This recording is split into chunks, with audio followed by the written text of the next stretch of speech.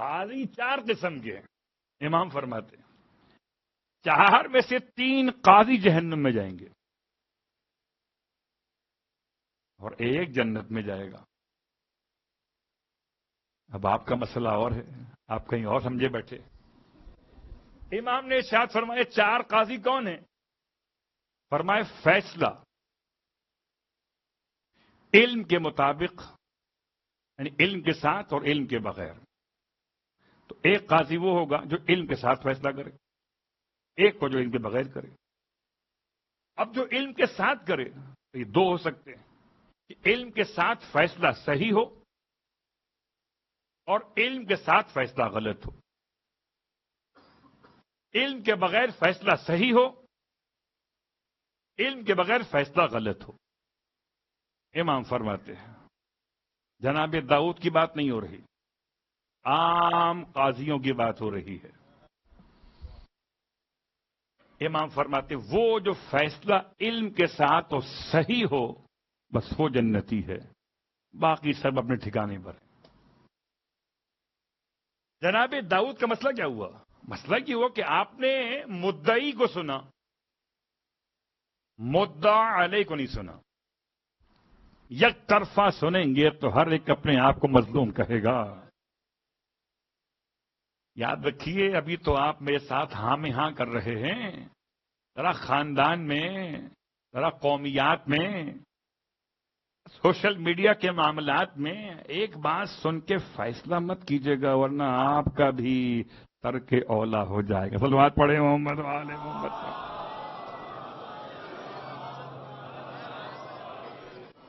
میں نے بڑی احتیاط سے کام لیا آپ کے لیے بھی، ترک اولا کا آپ کے لیے۔ ایسا نہ ہو کہ ایک سائڈ کی بات سنی آپ نے اور فیصلہ کر دیا۔ جناب داؤد حالانکہ فیصلہ غلط نہیں تھا، فیصلہ صحیح تھا، اور چونکہ مدعا علیہ موجود تھا، اگر مدعا علیہ کو اشکال ہوتا آپ کے فیصلے پر تو آپ کو انٹرپٹ کر دیتا بیچ کے اندر کہ آپ یہ کیا کر رہے ہیں، یہ غلط کہتا ہے۔ اس کی خاموشی کو آپ نے دلیل سمجھا، لیکن اس کے باوجود آپ نے اپنے اندر نفس میں محسوس کیا کہ اگر اس سے بھی پوچھ لیتے تو اور منزل کمال پر آتے۔ یہ اولویت تھی۔ یہ یہاں تک میں آپ کو لایا کیوں؟ لایا اس لیے کہ امام زمانہ علیہ الصلوۃ والسلام نے یہاں پر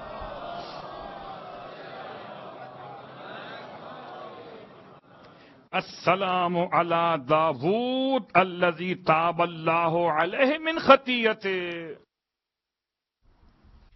امام نے یاد کیا ہے اس جملے میں کہ اللہ نے آپ کی توبہ قبول کی آپ کی خطا کے بعد۔ سلام ہو ایسے داؤد پر۔ یہاں ترک اولا آپ کے سامنے آ گیا۔ حالانکہ جناب داؤد کے معاملات میں اور بہت ساری باتیں موجود ہیں۔ جناب داؤد کو خدا نے بڑا مقام عطا کیا، اور ایسا مقام عطا کیا کہ آپ پہلے تو بیت المال سے اپنا مشاہرہ لیتے تھے۔ مشاہرہ مطلب پاکٹ منی کہہ لیجئے یا گھر کے راشن کے پیسے کہہ لیجئے، لیتے تھے۔ تو پروردگار نے آپ پر وہی نازل کی۔ یہ اچھی بات تو نہیں ہے کہ آپ بیت المال سے اپنا گھر پال رہے ہیں۔ کیا کیا جائے؟ آپ بڑے پریشان ہوئے تو خدا نے آپ کو ایک ہنر عطا کیا، ایسا ہنر دیا کہ آپ کے ہاتھوں میں لوہے کو نرم کر دیا۔ اب روز ایک ذرا بناتے تھے، پیسے ملتے تھے، اپنے گھر کا خرچہ چلاتے تھے۔ اللہ اکبر، کیا شان بلند ہے انبیاء کی۔ جناب داؤد، اور جناب داؤد کے ہاتھوں پہ لوہا ایسا نرم ہوتا تھا، میں سوچتا ہوں جو لوہے کو نرم کرے وہ داؤد ہے، جو ضمیروں کو سمیٹے وہ حسین ہے۔ اللہ، جو دلوں پر حکومت کرے، کیا است حسین بادشاہ است حسین۔ اللہ اکبر۔ جناب داؤد کے بعد جناب سلیمان. السلام علی سلیمان الذی ذلت لہ الجن بعزتہ. جناب سلیمان کی بات آئی. سلیمان ہے لفظ سلمان سے. لفظ سلمان سے یہ سلیمان بنا کیسے؟ جیسے قرش قریش بنا، سلمان سے سلیمان بنا. کبھی کبھی پڑھنے میں اختلاف ہو جاتا ہے یا بھول جاتے ہیں، سلمان کہہ دیتے ہیں. سلمان اور ہے، سلیمان اور ہے، لیکن دونوں کے معنی ایک ہیں. دونوں کے معنی کیا ہیں؟ جس میں کوئی نقص نہ پایا جائے اسے سلیمان کہتے ہیں. سلامتی والا، سالم ہو گیا ہو، کوئی اندر کمی اور عیب نہ موجود ہو، اس کو سلیمان کہتے ہیں. جناب داؤد کو اللہ نے بیٹا عطا کیا، جناب سلیمان نام رکھا. اور صرف بیٹا نہیں ملا بلکہ نبی کو نبی ملا، جیسے حسین کو علی ملے. اللہ اکبر.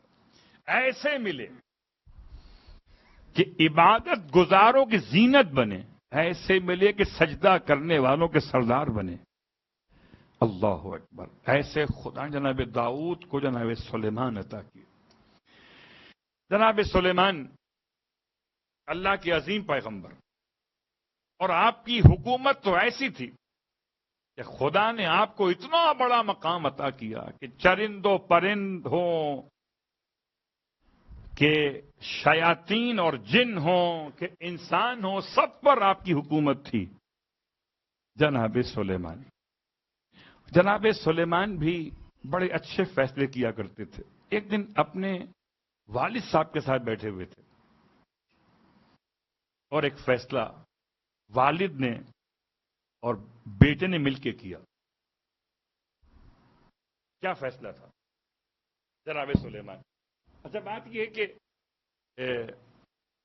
کہتے ہیں نا، پڑھے لکھے گھر کی بچے بھی پڑھے لکھے ہوتے ہیں. میں نے محاورے کو ذرا سا تبدیل کیا ہے، ورنہ یوں کہہ سکتا تھا مچھلی کے جائے کو تیرنا کون سکھائے. جناب داؤد کا بیٹا جناب سلیمان. اب یہ کیس ایسا آیا کہ جناب داؤد بھی بیٹھے ہوئے اور سلیمان بھی بیٹھے ہوئے. کیس کیا؟ کیس یہ کہ ایک شخص نے بھیڑیں پالی ہوئی ہیں اور ایک شخص کا ہے انگوروں کا باغ. رات کے وقت بھیڑیں نکل کر اس کے باڑے سے گھس گئیں انگوروں کے باغ کے اندر، اور کیا انگور کھائے بھیڑوں نے، سبحان اللہ. انسانوں کو ملے نہ ملے، بھیڑوں نے کھا لیے. کیس بن گیا. اور جب کیس بن گیا، عجیب بات ہے، بہت غور کیجیے گا، اگر دن کا وقت ہوتا تو کیس نہیں بنتا، کیونکہ رات کا وقت تھا، کیس بن گیا. کیا مطلب ہے؟ شریعت کی نگاہ میں اگر یہ بھیڑیں دن میں کہیں داخل ہو جائیں تو ذمہ داری باغ کی ہے نگران کرنی، کہ باغ کا مالک اس کو روکے، اپنے باغ کو باڑ لگے بند کرے. اور رات میں ذمہ داری ہے بھیڑوں کے مالک کی کہ ان کو نکلنے نہ دے. تو دن اگر ہوتا تو کیس نہیں بنتا، رات ہے تو کیس بن گیا. اب یہ کیس بن گیا، پاکستان میں نہیں بنا. صلوات پڑھے محمد علیہ وسلم.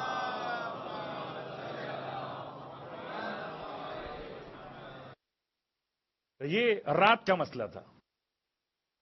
اب یہ انگوروں کے باغ کا مالک جناب داؤد کے پاس آیا اور پکڑ کے لایا اس کو بھی، جو بھیڑوں کے باڑے کا مالک تھا، کہ اس کی بھیڑوں نے شیست میرے سارے انگور خراب کر دیے.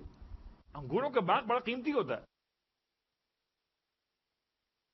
آپ نے فیصلہ کیا، جناب داؤد نے کیا فیصلہ کیا کہ بھیڑیں، ساری بھیڑیں انگوروں کے باغ کے مالک کے حوالے کر دی جائیں تاکہ اس کے نقصان کو پورا کیا جا سکے. جب آپ نے فیصلہ کیا تو جناب سلیمان نے اپنے بابا کی خدمت میں ایک سوال رکھا، بابا کیا بہتر نہیں ہے کہ ایسا کیا جائے کہ 1 سال کے لیے بھیڑوں کا اون، اس کا دودھ، اس کے ہونے والے بچے، اس سے یہ فائدہ حاصل کرے، تب تک بھیڑوں کا جو مالک ہے وہ باغ کی اصلاح کرے، کیونکہ باغ کے درخت جڑ سے ختم نہیں ہوئے ہیں۔ آپ نے اپنے بیٹے کا منہ چوم لیا۔ صلوات پڑھے محمد و آل محمد۔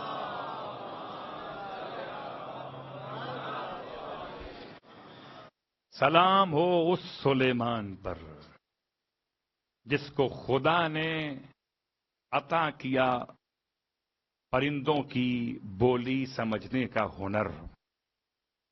اور جب بات پرندوں کی آئی، اور آپ تو خوب جانتے ہیں کہ پرندوں کے ساتھ ساتھ آپ تمام کی بولی جانتے تھے، یعنی قوم جنات کی بولی بھی جانتے تھے، قوم شیاطین کی بولی بھی جانتے تھے، حشرات الارض کی بولی بھی جانتے تھے۔ جناب سلیمان گزر رہے تھے لشکر کے ساتھ، یہ چیونٹیوں میں سے کسی نے کہا تھا سورہ نمل کے اندر کہ ایھا النمل، داخل ہو جاؤ اپنے بلوں کے اندر، کہ ایسا نہ ہو کہ سلیمان، ان کے لشکر کے لوگ تمہیں کچل دیں اور سلیمان کو خبر بھی نہ ہو۔ عجیب بات ہے، یہ سلیمان ہے اور وہ سلمان ہے۔ جب چلے مولائے کائنات علی ابن ابی طالب علیہ السلام کے ساتھ کوفے سے باہر، تو چلتے ہوئے ایک ایسے مقام پر پہنچے جہاں پہ چیونٹیوں کے بہت سارے بل بنے ہوئے، سوراخ بنے ہوئے، اور جیسے ہی یہ دونوں ہستیاں اس علاقے میں داخل ہوئی وادی نمل میں، تو چیونٹیوں نے بلوں سے نکلنا شروع کیا۔ اب آج تو ان کی جو اشارے ہیں وہ پہچان لیے جائیں اور بات ہے، 1400 سال پہلے جناب سلمان نے مولا سے درخواست کی، مولا سے کہتے ہیں مولا کاش کہ میں ان کے اشارے سمجھ لیتا، کیسے بلا رہی ہیں، کیسے رک رہی ہیں، میں پہچاننا چاہتا ہوں، کاش میں پہچان لیتا۔ امام نے ارشاد فرمایا تو اس میں کیا مشکل ہے، لو ہمارا نام علی کا لینا تھا کہ جناب سلمان چیونٹیوں کے اشارے پہچاننے لگے،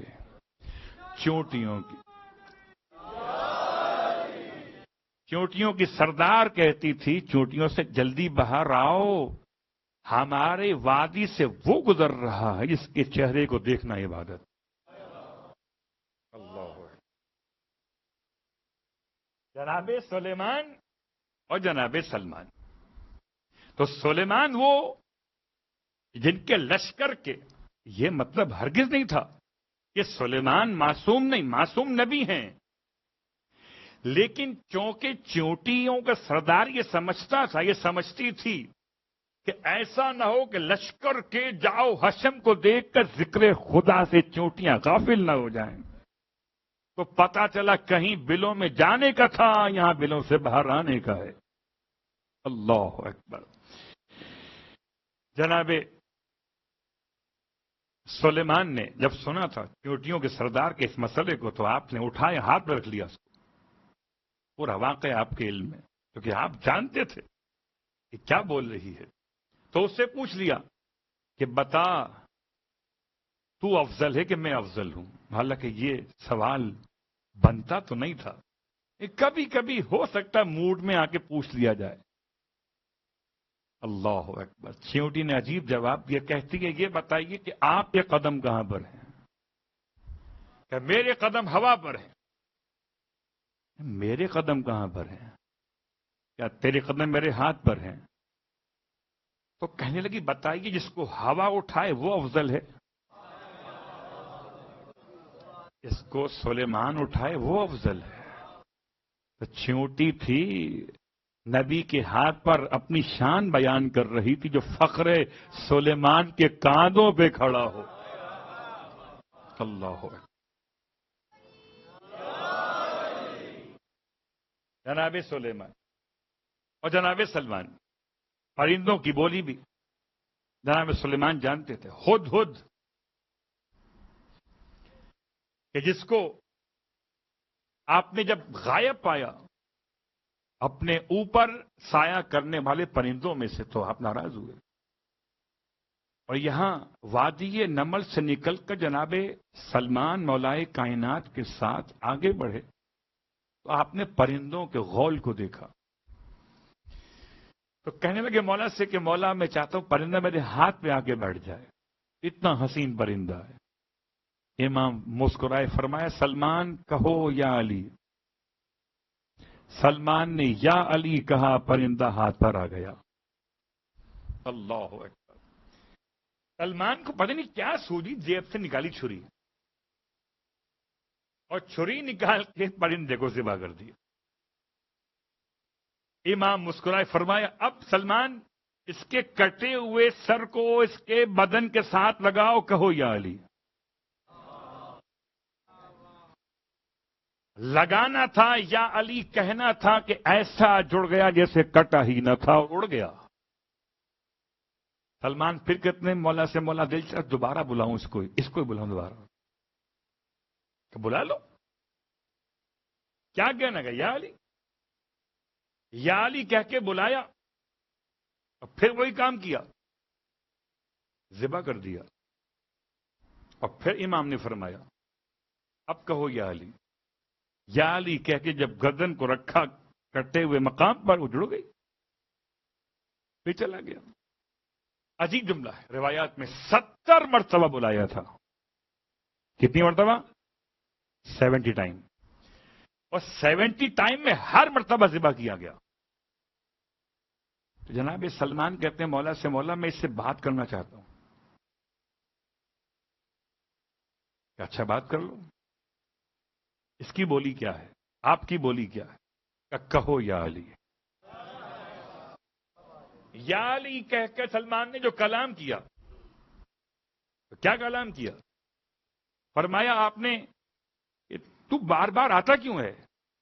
کیا چھری کے چلنے کی تکلیف نہیں ہوتی؟ پرندے نے کہا سلمان کیسی بات کرتے ہو، بھلا رگیں کٹتی ہیں تکلیف تو ہوگی، پھر آتا کیوں ہے؟ بلاتے علی کے نام پر جو.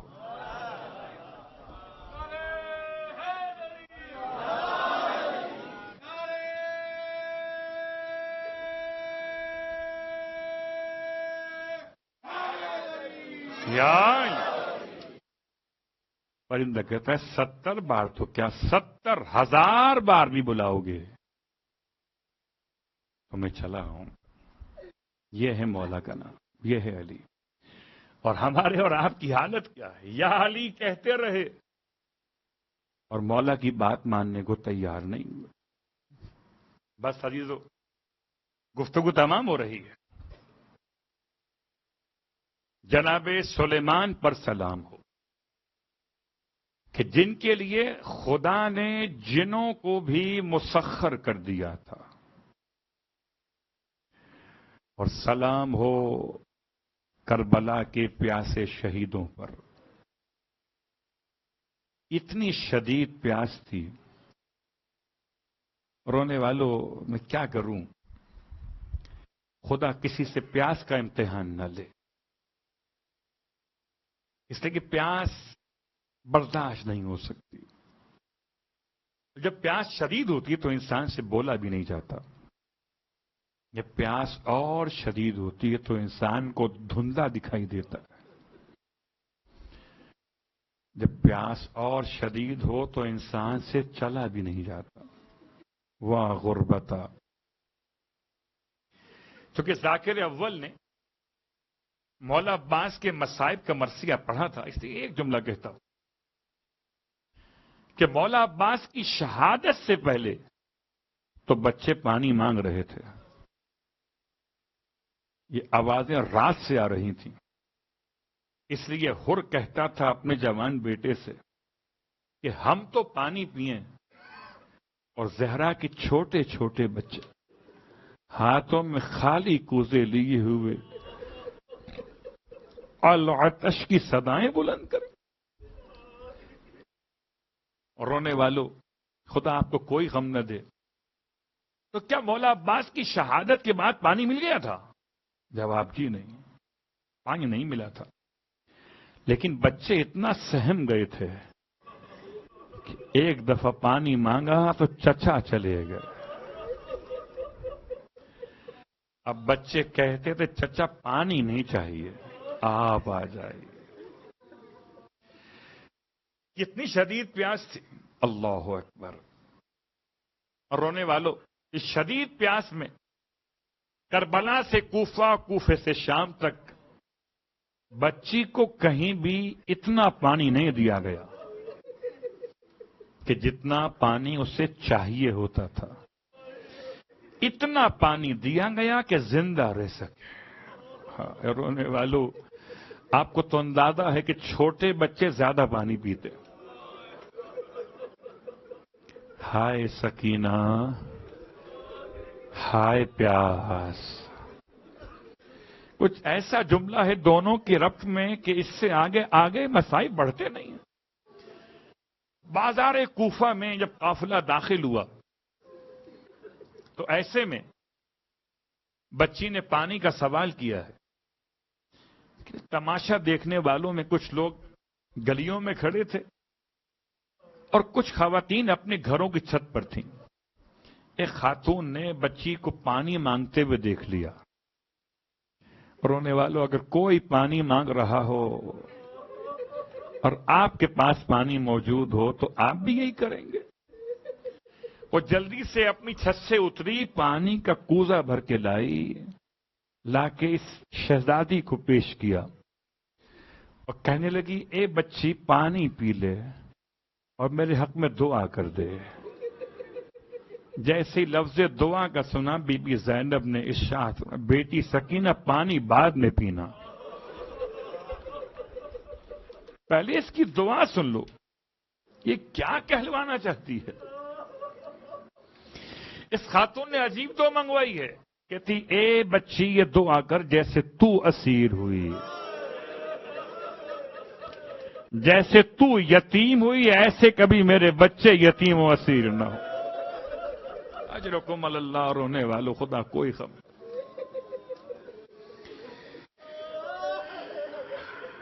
کیا ظلم ہے کہ 4 سال کی بچی کو پانی پلانے والی خاتون وہ نہیں جانتی ہے بچے کون ہیں.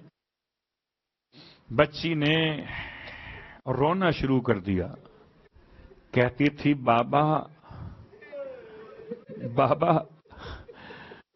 اس کے بچے کبھی ایسے یتیم نہ ہوں. رونے والوں، یتیم تو سب ہوتے ہیں لیکن کسی یتیم کو تماچے نہیں مارے جاتے.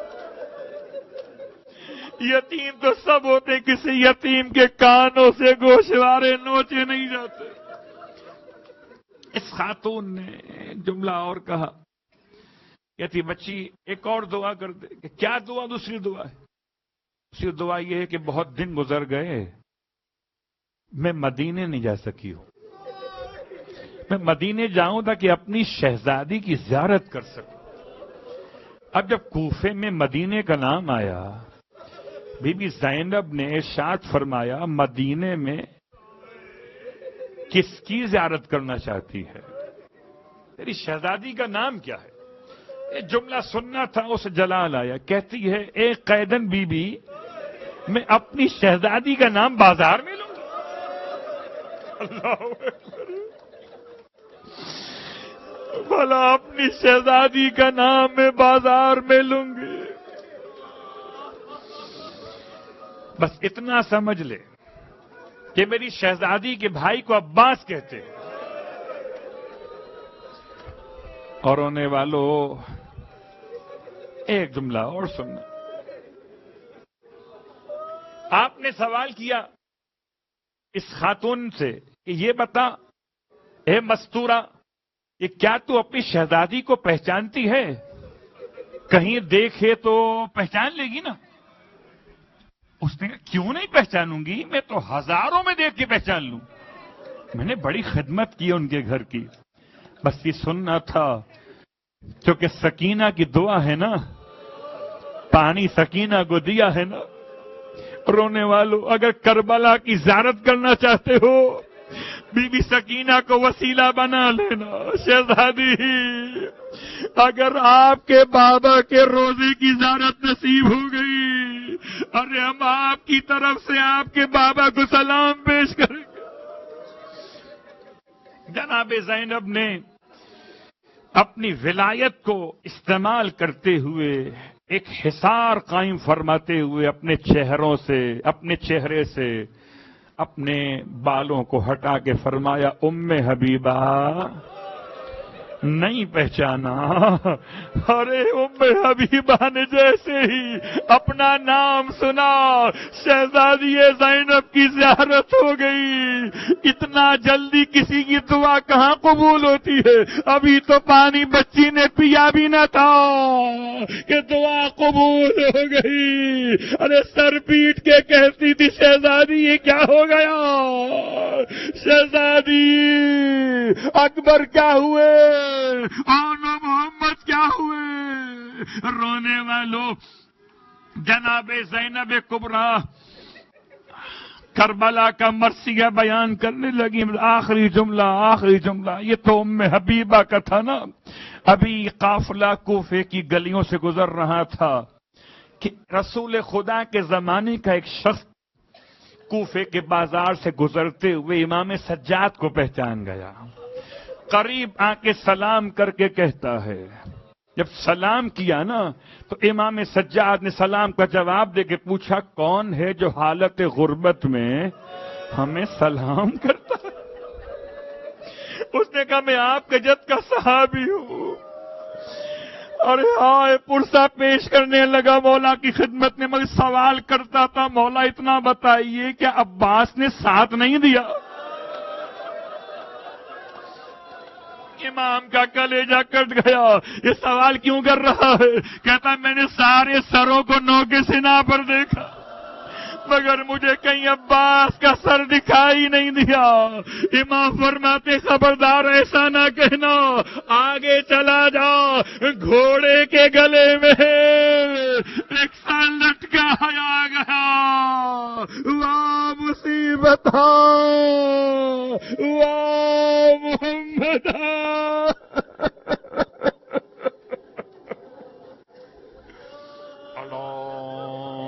لعنت اللہ علی القوم الظالمین وسیعلم الذین ظلموا ای منقلب ینقلبون۔ بار اللہ واسطہ محمد و آل محمد کا ہماری اس عبادت کو اپنی بارگاہ میں قبول و مقبول فرما۔ بار اللہ واسطہ محمد و آل محمد کا پروردگار، یتیم حسین کا واسطہ، سر عباس کی عظمت کا واسطہ۔ رونے والوں، جب سے سنا ہے نا کہ زائرین کو لینے مولا عباس خود کربلا سے باہر آ جاتے ہیں، تب سے زیارت کا شوق اور بڑھ گیا ہے۔ خدا کہاں نصیب کرے ہم جیسوں کو کہ ہم جائیں اور ہمیں لینے کو مولا عباس کربلا سے باہر چلے۔ پروردگار، وہ مقام زائر کا واسطہ کہ ہمیں مولا کے غلاموں میں شامل فرما لے۔ اللہ